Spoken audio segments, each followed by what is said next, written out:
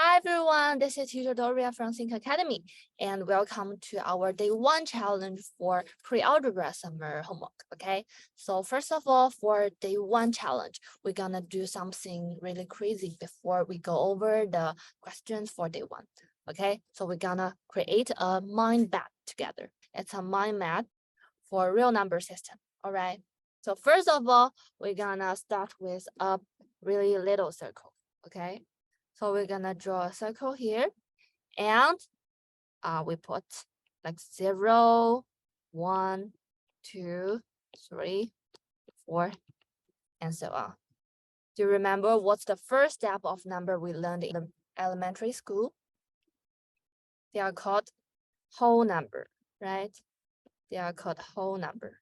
Then we are gonna adding a larger circle.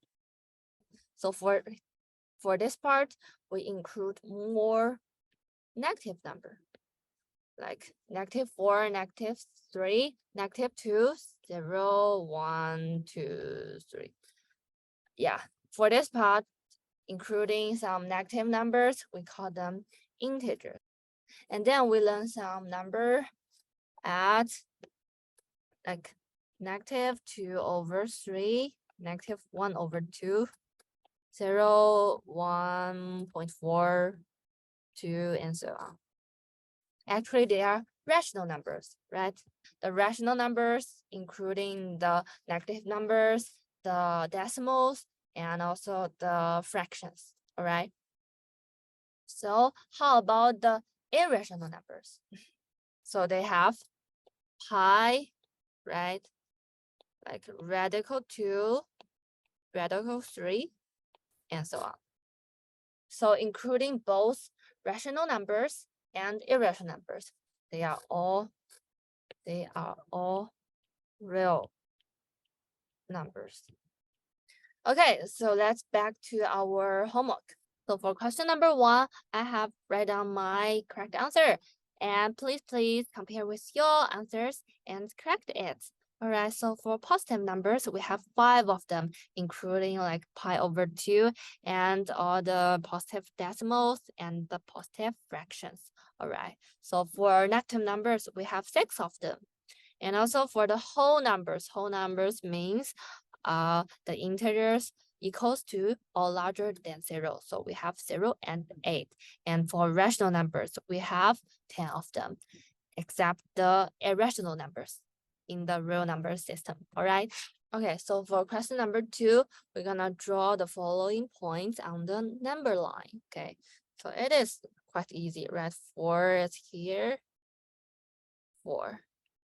And -2, -4.5, right? -4.5. And 1 and 1/3. It's a mixed number. It's kind of right here. And 0 is the origin point. Okay, so easy. Okay, question number 3. For numbers 0, -1, 2, -3, which one has the smallest absolute value? So what is absolute value? So on a number line, we have the origin here, which is 0, and the absolute value of one number is equals to the distance from this number to 0. Okay, so it means the distance.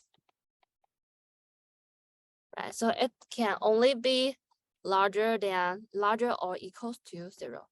All right. So which one had the smallest absolute value? So for 0, the absolute value for 0 is equals to 0, right? How about -1? It is equals to 1, right? So the distance is 1. How about 2? Absolute value of 2 is equals to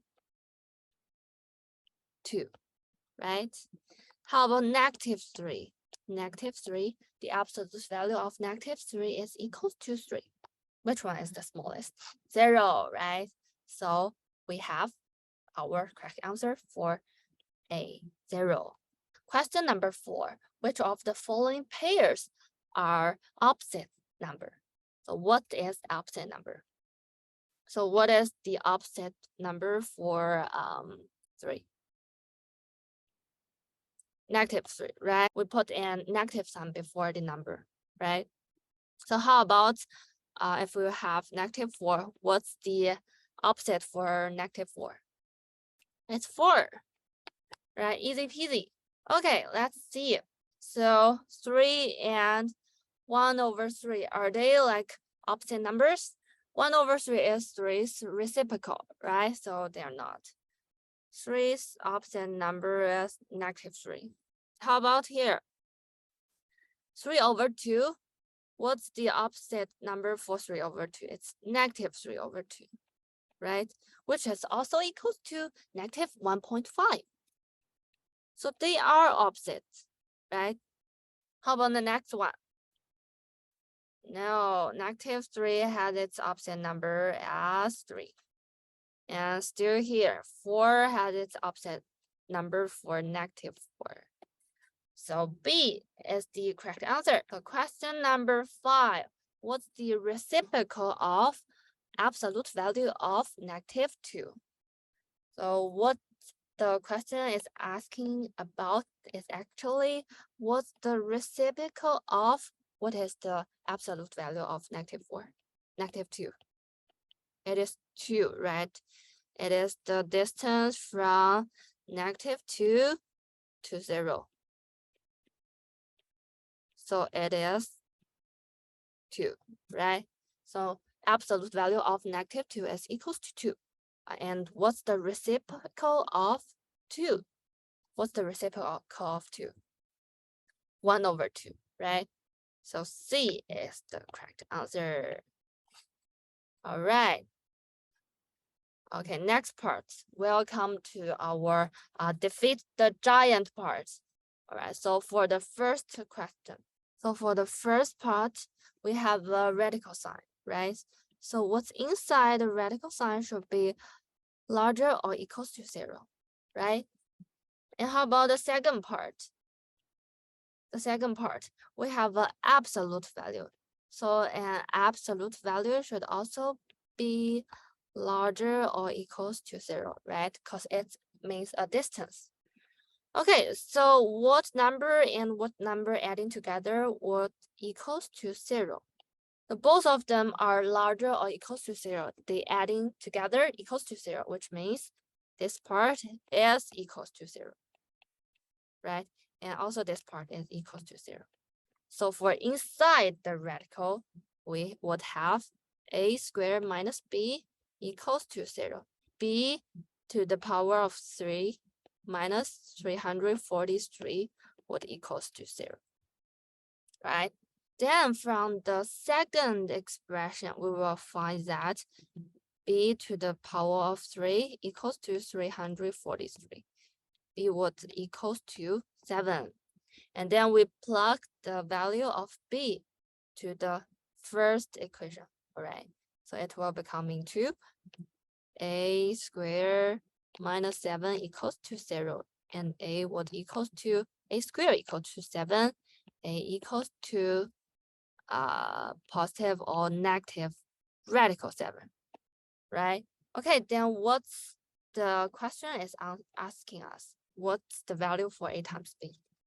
So the answer will become into positive or negative 7 and radical 7. Okay, so for question number 2, a, b, c are all integers, which means a minus b should be an integer, right? And c minus a should also be an integer. This part is also an integer. And for this part is also an integer. And also the absolute value should be larger or equals to 0, which means one of them should be 1 and one of them should be 0, right? So there will be two possibilities, right? The first one is absolute value of a minus b to the 19th power equals to 1. And the second part, c minus a to the 99th power equals to 0. And from these two equations, we can get absolute value of a minus b equals to 1, and also absolute value of c minus a equals to 0, right?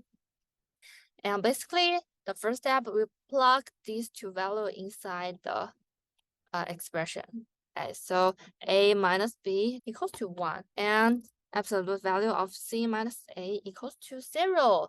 Let's give them a number, all right? So 1 and 2. From equation number 2, we can get c is equals to a. And then we plug the c value into the first one. Then we will get absolute value of c minus b equals to 1, which also means the absolute value of b minus c equals to 1. Okay, so that's for example. 4 minus 3, the absolute value of 4 minus 3 equals to absolute value of 1 equals to 1, right? How about 3 minus 4, absolute value of 3 minus 4 is equals to absolute value of -1. It's also 1, right? So the order doesn't matter, right? And then we plug this value in. Adding them together, we can get 2 for the first possibility, right? Then we have second possibility, right? So let's set the first part equals to 0 this time, and the second part equals to 1 this time. And same thing here, we can get a minus b, the absolute value is 0, and absolute value of c minus a equals to 1. Still, from this equation, we can get a equals to b. And then we plug the value in. C minus b would equals to 1. And then what the question is asking us about is absolute value of c minus a, which is 1, adding absolute value of b minus c, which is 1, and adding a 0 equals to 2. And the answer is still 2, right? So for question number 2, we would have the correct answer, 2. Okay, so very happy to see all of you finish challenge day 1 for pre-algebra homework, and keep going. See you tomorrow. Bye-bye.